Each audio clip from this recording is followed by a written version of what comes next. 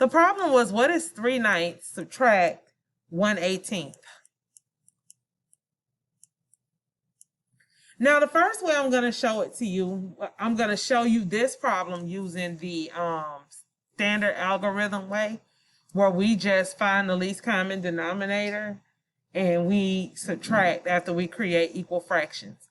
So I'm going to actually write the 1/8 underneath the 3/9. And I'm going to set it up. Okay. So the next thing I need to do, I'm going to set it up vertically. The next thing I need to do is find the multiples of 9 and 18 so I can find the least common denominator. So 9 times 1 is 9. 9 times 2 is 18.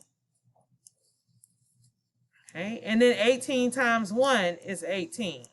So the lowest number that 9 and 18 are going to have in common is going to actually be 18.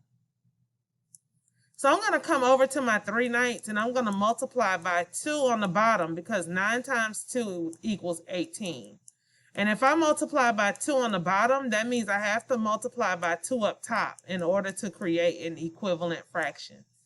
So 3 times 2 is 6. Now I left the 18 off the first fraction and nobody said anything. I had it listed as 1/8. So since this second fraction already has 18 in the denominator, I just need to bring it over. I don't need to multiply by the top and the bottom to create an equivalent fraction because that fraction already has 18 in the denominator. So now I can just subtract. So 6 subtract 1 is 5. And then the common denominator of 18 stays the same. Now I can see if I can reduce this by finding the factors of the numerator and the denominator. So the factors of 5 are 1 and 5.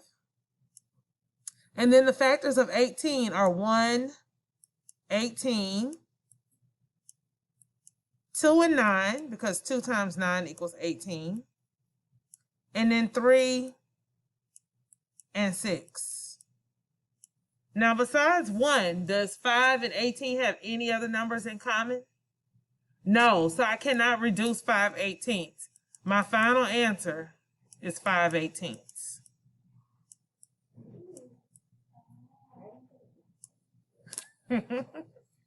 Okay.